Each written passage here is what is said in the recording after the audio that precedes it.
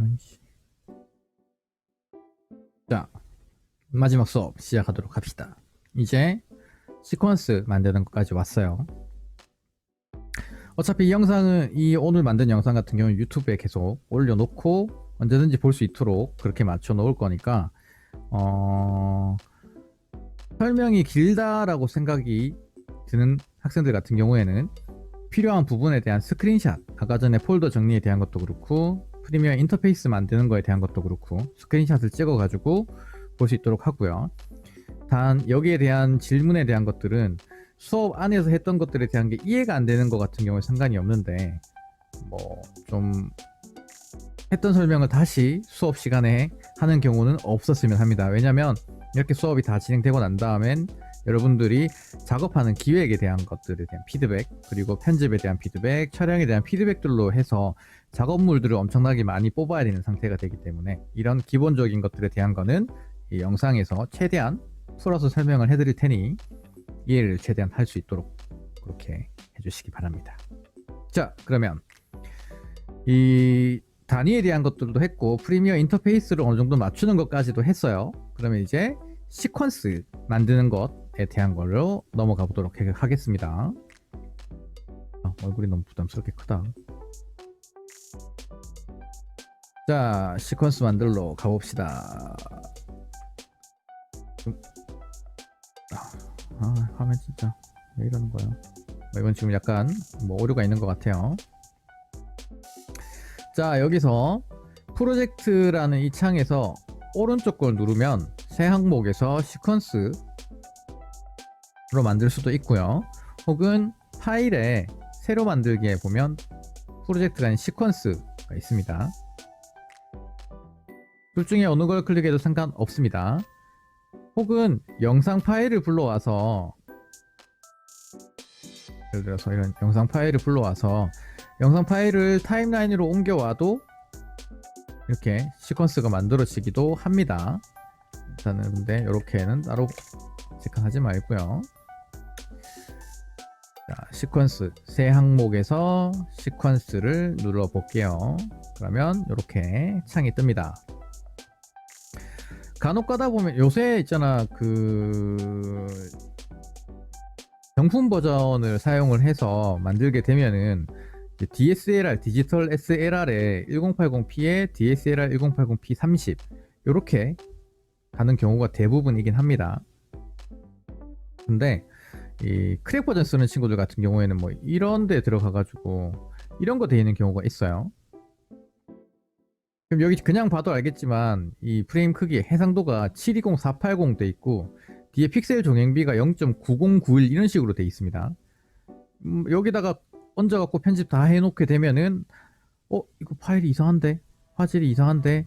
가 됐을 때 이미 시퀀스 설정을 바꿨을 때 뭔가 많이 어긋나는 경우가 되게 많아요. 그래서 처음에 만들 때 애시당초 만드는 것 자체를 잘 설정을 해주면 좋습니다.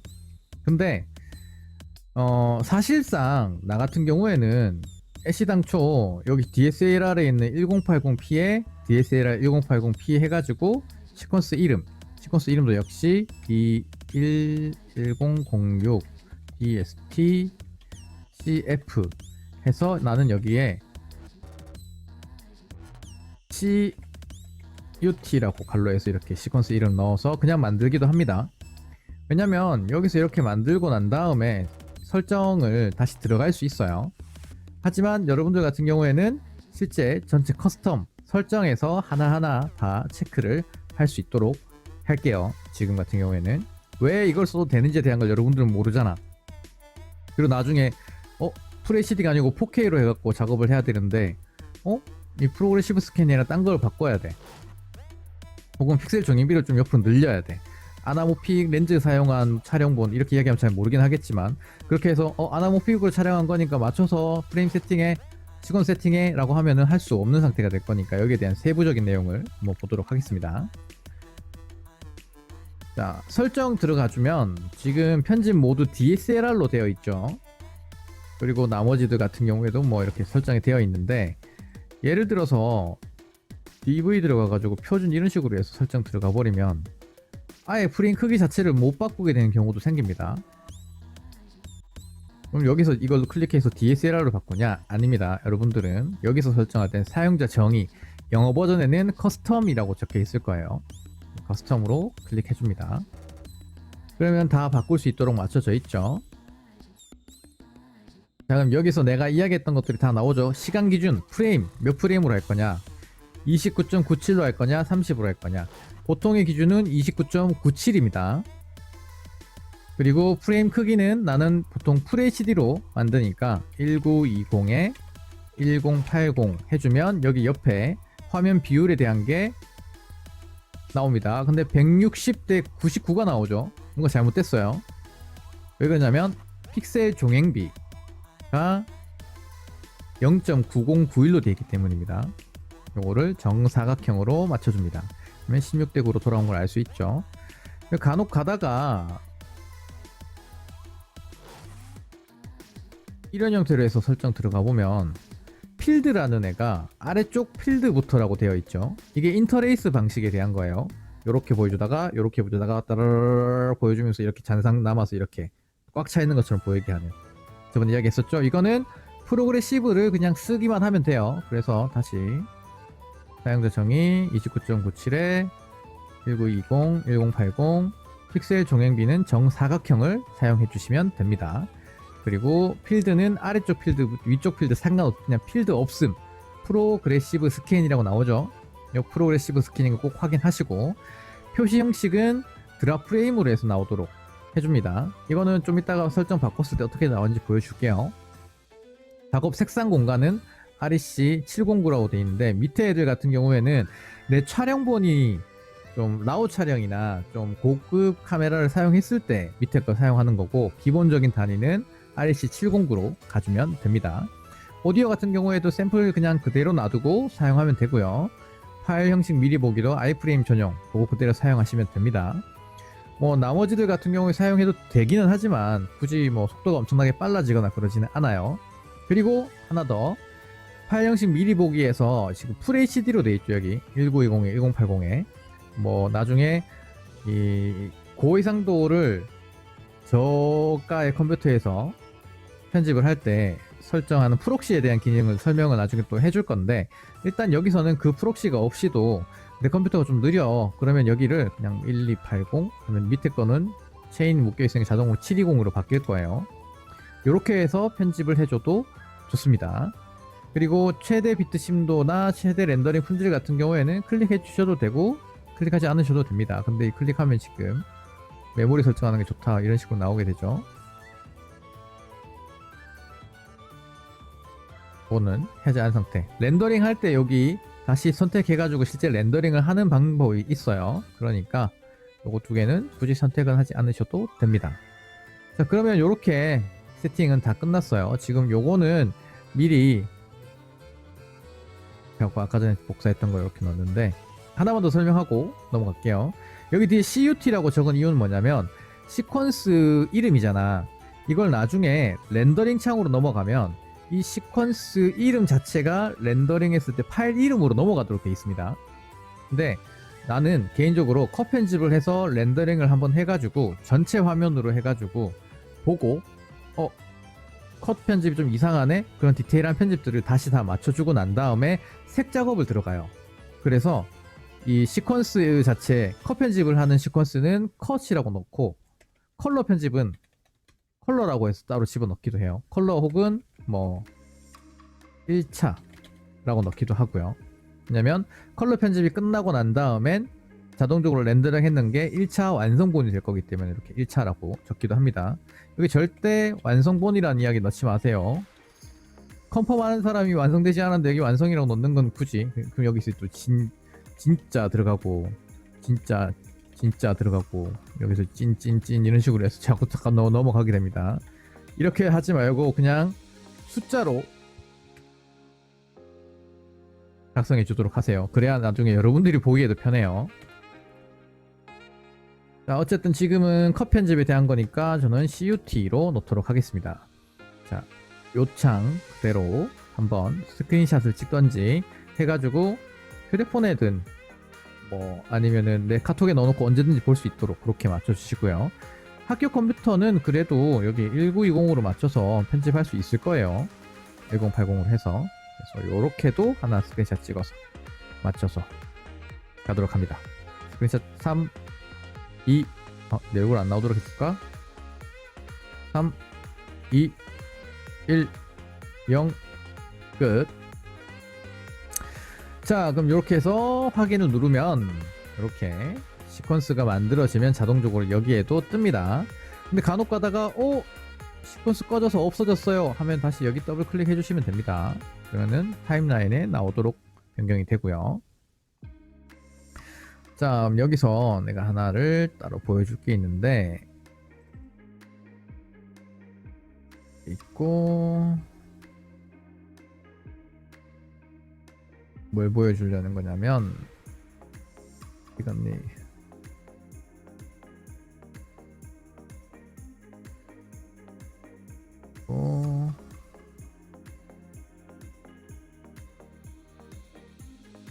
이렇게 불러왔습니다.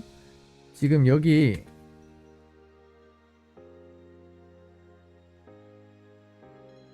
요 모양들을 잘 보세요. 요 모양들 확대해서 보여줄 수가 없는 상황이라 이건 내가 확대하더라도 어차피 여러분들한테 확대는 안 될 것 같기 때문에 모양들 자세히 보시면 얘는 오디오만 있는 이 라이브러리 클립입니다. 클립. 그리고 얘는 영상만 있는 클립이에요. 이 안에는 사운드가 포함되지 않았어요. 드론 촬영본이라서. 근데 얘는 두 개가 겹쳐져 있죠. 그래서 얘는 사운드가 포함된 영상인 거고, 얘는 그냥 문서, 서류, 종이 같은 게 이렇게 있잖아. 그림으로. 그래서 2D로 되어 있는, 영상이 아닌 정지되어 있는 이미지에 대한 거고, 요 모양 타임라인에 이렇게 편집하고 있는 거 하고 이렇게 이 커서 있는 것까지, 요게 시퀀스를 표시하는 겁니다. 시퀀스. 그래서 간혹 가다가 이거 헷갈려가지고 더블 클릭하는데 얘는 소스기 때문에 여기 떠요. 나머지들도 다 여기 뜹니다. 웨이브 폼까지, 사운드까지도요. 근데 단 하나, 이 시퀀스만은 더블 클릭했을 땐 여기 뜹니다. 됐죠? 자, 그러면 시퀀스 만드는 것까지 설정을 해서 맞췄고요. 어디까지 간 거야? 자, 다음 파일 불러오기를 해보도록 하겠습니다. 파일은 지금 내가 그쪽 폴더에다가 따로 옮겨 놓지 않아서 여기서 지금 더블 클릭해가지고, 원래 같으면은 내가 이 안에 스캔 안에 여기에다가 파일 다 집어 넣어 놨었겠죠. 근데 지금 여기 안에 있다 치고 불러오는 방법에 대한 거를 이야기를 해주도록 할게요. 불러오는 방법은 여러 가지가 있습니다. 프로젝트 창 여기 빈 공간에서 오른쪽 거 클릭해서 가져오기를 누르셔도 창이 뜨고요. 그리고 파일에서 이런니 가져오기 누르셔도 되고요. 혹은 그냥 컨트롤 I 누르셔도 가져오기가 되고요. 혹은 여기서 더블 클릭하셔도 가져오기가 됩니다. 근데 이렇게 가져오지 않아요. 어떻게 가져오냐면, 예를 들어서 바탕화면에 SKTNS 뭐 이렇게 해서 미디어 폴더에 이렇게 지금 있죠. 폴더에 파일들이. 그러면 이미지 폴더에 있는 것도 다 가지고 와야 될 거고, 그리고 BGM에 있는 것도 가지고 와야 될 거고, 드론에 있는 것도 다 가지고 와야 되겠죠. 그러면은 여기서 이 폴더들 다 선택해서 그대로 이렇게 드래그 해버리면은 알아서 들어갑니다. 잘 가져오는데 시간은 좀 걸리지만 폴더 내용 그대로 정리가 돼서 안에 다 들어가요. 그래서 이 안에다가 따로 폴더를 또 만들 필요도 없고, 그냥 내가 아까 전에 네이밍을 여기 잘 해가지고 이 파일들을 집어 넣어 놓은 상태라면 여기에는 요즘아 알아서 폴더 이름으로 들어갑니다. 이거는. 그리고 이 안에 이미지 안에 미디어 안에 드론 BGM 이렇게 되어 있는데, 이 폴더 안에 또 폴더가 또 있고 또 있잖아. 그러면 그 폴더 안에 들어가는 것까지도 다 정리가 돼서 들어가도록 그렇게 맞춰져 있어요. 그러니까 꼭 이렇게 해서 맞춰 사용할 수 있도록 합니다. 자, 그럼 이렇게 해서 파일 가져오는 것까지 했어요. 아까 전에 창 떠서 있었던 거는 프리미어에서 지원하지 않는 파일에 대한 SVG라고 해가지고 그 파일에 대한 거는 불러올 수 없었다라고 이야기를 하는 거고요. 자, 그럼 이렇게 되면은 이제 폴더 정리가 얼추 다 됐죠? 지금 프로젝트에 쓸 수 있는 것들에 대한 건 다 가지고 왔죠? 여기까지가 가져오기에 대한 내용이었습니다. 자, 그럼 이제부터 중요한 거 진행해야 돼요. 자, 파일 불러오기가 됐으면 컷 편집을 하는데 컷 편집엔 순서가 있습니다. 순서가. 자, 아까 전에 내가 테이크 설명했었죠. 테이크. 자, 레디 씬 몇에 몇 컷 테이크 원 소리 치고 그 다음에 시강하네. 아무튼 그러고 난 다음에 연기 다 하고 난 다음에 액션 하고 연기하고 난 다음에 컷 하고 나서 녹화 버튼 누르는 그 테이크, 그 하나의 테이크가 지금 컷 편집이 되지 않은 그 테이크들이 여기 다 모여 있겠죠. 지금 여기 다 모여 있을 겁니다. 그러면 여러분들 같은 경우에 광고를 찍든 이제 뮤직비디오를 찍든 여러 가지 찍을 건데 인터뷰 같은 경우에는 조금 다르기는 합니다. 다르지만 이렇게 해서 찍었으면 앞에 씬 1에 몇 플레이트 하고 레디 액션 하고 하다가 여기서부터 연기를 시작했어. 여기서 이 앞쪽에 건 다 지워내잖아요. 그래서 여기 시작 표시를 합니다. 단축키는 I고요. 인점이라고 해서 I입니다. 그리고 쭉 가다가 컷 하기 전에 연기하는 여기까지다. 연기가. 그럼 여기서 O 아웃점을 잡아줍니다. 그러면 얘는 이 인아웃점이 없을 때는 전체가 다 들어가요. 전체가 다 들어가요. 근데 이 인아웃점이 있으면 나중에 언제든지 이렇게 하더라도 그 인아웃점 잡았는 만큼만 들어가게 됩니다. 인아웃점을 잡은 만큼. 그러면 내가 더블 클릭해서 여기서 인아웃점 여기까지 여기서 가고 쭉 가다 여기서 아웃 이렇게 처음에 인아웃점은 대충 잡아줍니다. 여기가 아웃점일 것 같고 움직이기 시작한 여기가 인점, 그리고 앉는 여기서부터 인점해서 상담하고 있는 거, 이 사람이 말하고 있는 여기가 아웃점이고 여기가 인점, 또 설명하는 거 여기서부터 여기가 인점, 이렇게 해서 인점 아웃점을 다 잡아놓고 여기서 여기까지 그냥 땡겨오면 컷 편집이 끝나는 거예요. 여기다가 이제 BGM 하나 집어넣으면 소리가 클 거기 때문에 좀 줄여주겠습니다. 그러면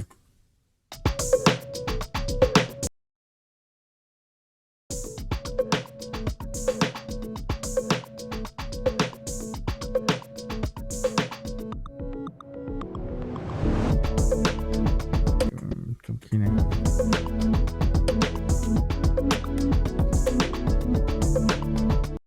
얘네들 이런 이거 일단은 요거는 4K 촬영본인데 내가 FHD로 만들어 놔서 넣어주도록 할게요.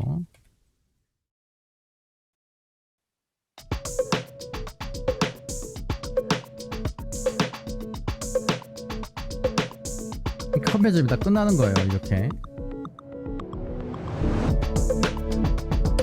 자, 이렇게 인점만 다 잡아주고 나면은 쭉 끝까지, 자, 여기 들어와 있는 미디어에 있는 것들은 NG컷은 다 제외된 겁니다.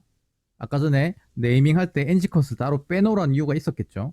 여기서 실컷 다가 들어가가지고 다 보고 해서, 근데 아이씨 이거 NG컷이네, 다시 넘어가고 보다가 이것도 NG컷이네, 이것도 NG컷이네, 그렇게 하면 시간이 엄청나게 오래 걸리겠죠. 근데 또 NG컷을 지우기가 애매한 경우가 되게 많아. 그래서 NG컷은 폴더 따로 놔두고요. OK 컷만 모아놓은 곳 안에 들어가서 인점 아웃점, 인점 아웃점, 인점 아웃점을 쫙 잡아주면 그리고 여기다 재생해서 여기다가 그대로 다 끌어오게 되면은 가편집이 끝난다고요, 바로. 여러분들 보통 할 때 여기서 이렇게 갖고 와가지고 아휴 길다 하고 보자 어디냐 이렇게 됐고 여기서부터 C 누르고 자르고 여기까지 C 누르고 자르고 앞에 지우고 뒤에 지우고 땡겨 붙여주거나 여기를 지우거나 이렇게 편집을 하잖아요. 근데 애시당초 실제 컷 편집 순서는 이 안에서 인점 아웃점 미리 대충 잡아 넣는 겁니다. 자, 지금 이 파일 이름 같은 경우에는 이미지 컷이나 이런 것들이고 내가 프로젝트 파일을 넘겨야 되는 것들이었어가지고 지금 이 파일 이름을 그대로 사용을 했는데 광고나 혹은 단편 영화라고 가정을 해봅시다. 그러면 단편 영화 같은 경우에는 실제로 촬영 편집할 때 들어가는 이 컷들 순서대로 그대로 들어가는 게 아니잖아요. 이제 촬영하는 게 아니잖아요. 이 예를 들어서 중반부의 거를 제일 처음에 촬영할 수도 있고 사실 첫 번째 것이 마지막에 촬영할 수도 있어서 파일들이 겹쳐질 수 있는데 그거 같은 경우에도 결국에는 네이밍을 해가지고 씬 1번에 2번 컷, 씬 1번에 3번 컷, 씬 1번에 4번 컷으로 해가지고 파일 이름들을 다 정리를 미리 해놓는 겁니다. 그래서 여기를 가지고 오게 되면 1번 컷이네, 인점 여기, 아웃점 여기 2번 컷이네, 인점 여기, 아웃점 여기 잡아서 그냥 쭉 끌어당겨서 넣기만 하면은 가편집 끝. 거기서 이제 디테일하게 배경음악을 집어넣거나 이렇게 맞춰서 진행을 하는 거를 이야기하는 겁니다. 여기까지는 이해가 돼야 될 거예요. 인점, 아웃점, 단축키 I와 O 가르쳐 줬고요. 그리고 그렇게 잡고 난 다음에 여기서 땡겨서 이렇게 가져와서 넣을 수도 있습니다. 계속 그런데 여기서 이 화면에서 땡기면 영상이랑 음악이랑 같이 땡겨지는 거고요. 같이 땡겨지는 거고요. 여기 요 모양 아까 전에 봤던 거 있죠? 비디오만 드래그 꾹 눌러서 여기서 땡겨오면 비디오만 가져올 수 있고요. 그리고 여기는 오디오 꾹 눌러서 드래그해서 내려오면 오디오만 가져올 수 있습니다. 그래서 요 타임라인 안에 반 딱 나눠가지고 요 위에 V로 시작하는 거는 비디오 1번 레이어, 2번 레이어, 3번 레이어고요. 밑에 A로 시작하는 건 오디오 1번 레이어, 2번 레이어, 3번 레이어입니다. 영상을 꾹 눌러서 가지고 오면 이 밑에는 절대 들어가지 않아요. 위에 요 세 개에만 들어가게 됩니다. 그리고 오디오 같은 경우에는 요 밑에 들어가도록 맞춰질 거고요. 이거 두 개는 별도가 되어 있죠. 자, 요렇게까지 컷 편집 순서에 대한 거를 설명을 드렸습니다. 이게 목이 되게 유동적인 게 네이밍을 내가 오늘 수업에 제일 첫 번째쯤에 했죠. 근데 그 네이밍을 해야 되는 이유가 결국엔 이 컷 편집에 대한 것까지도 돌아오게 되는 거예요. 그래서 지금 3시간짜리 수업 안에서 네이밍부터 해가지고 이 포스트 프로덕션에 대한 거 그리고 이 프리미어 인터페이스부터 해가지고 컷, 씬, 시퀀스에 대한 것까지 지금 전체적으로 지금 훑었어요. 이게 1학년 1학기 때 배웠는 내용일 수도 있지만 유동적으로 유기적으로 움직인다에 대한 것들을 오늘 꼭 이해를 하고 넘어가야 됩니다. 네이밍을 제대로 해놓지 않은 상태에서 파일들이 섞여 있는 상태면은 컷 편집하는 시간이 엄청나게 오래 걸려요. 우리가 혹은 내가 여러분들한테 기본적으로 말하는 거는 컷 편집 같은 경우엔 가편집 단계랑 컷 편집 단계를 좀 분간해서 좀 생각을 해줬으면 좋겠어요. 가편집은 실제로 이렇게 된 상태로 그대로 얹어서 내가 가편집본 보자 하면은 촬영본 자체를 프리미어로 가져와가지고 얼마 작업하지 않아도 보여줄 수 있는 거를 가편집본이라고 생각을 해줬으면 좋겠고 컷 편집은 그렇게 가편집 될 것들을 좀 디테일하게 한 프레임을 더 넣을까? 예를 들어서 여기서 해가지고 한 프레임을 더 넣을까? 말까? 이만큼 더 잘라내야겠다. 이렇게 이건 단축키도 나중 다음 시간에 가르쳐 줄 거예요. 그래 난 여기까지만 쓰고 이 뒤에 날려야지. 이건 내가 단축키 바꿨구나. 이런 식으로 날린다든지 이 앞부분 날려야지 이렇게 날린다든지 이렇게 한 디테일한 것들을 맞춰주는 거를 컷 편집이라고 생각하시면 됩니다. 그렇게 해서 컷 편집을 할 때 필요한 것들이나 한데 컷 편집 순서까지 맞춰서 진행을 했고요. 첫 번째 순서에 대한 것들 맞춰가지고 휴대폰으로 찍은 영상도 상관없어요. 그렇게 해서 휴대폰으로 그냥 뭐 사물 같은 거 하나 찍어 뭐 3개에서 4개 정도 찍어가지고 카톡으로 옮기는 걸 추천하진 않지만 카톡으로 옮겨서 작업을 해봐도 좋습니다. 프리미어 폴더 만들어서 폴더 정리하는 것까지 하고 그 안에 스캔본 안에다가 이제 내가 찍은 영상들 집어넣고 그 BGM 같은 경우에는 오디오 라이브러리에 대한 거 내가 저번에 설명을 해줬죠. 거기서 BGM 하나 가져와가지고 그것도 BGM 쪽에 넣어주고 그렇게 해서 이 프로젝트 만들고 파일들 불러오고 시퀀스 설정에 대한 것들을 맞춰가지고 그거를 가지고 와서 인점 아웃점 잡아가지고 안에 넣어보는 그 순서를 최대한 빠르게 할 수 있는 연습을 하셔야 돼요. 기능을 하나하나 더 아는 건 사실 중요하지 않아요. 기능 같은 경우에는 내가 까먹더라도 유튜브 찾아보면 바로 나와. 근데 이 유동적으로 네이밍하고 그리고 프로젝트 켜가지고 안에 깔리고 파일 바로 불러와서 그걸 가지고 바로 가편집본을 만드는 거까지는 사실은 연습이 필요한 거지 이 기술적인 게 필요한 건 아닙니다. 거기까지에 대한 것들을 오늘 수업을 했고요. 다음 주엔 네. 그 뮤직비디오 수업을 이제 동영상 실시간 강의인데 이제 줌 수업 대신 이렇게 동영상으로 대체를 하도록 하겠습니다. 뭐 수업 때 말했듯이 이 화면 화질적인 부분 때문에 오늘 거 같은 경우에도 보고 화질이 어땠는지에 대한 거는 피드백을 따로 해주시길 바랍니다. 오늘도 수고하셨고 다음 시간에 뵙도록 하겠습니다.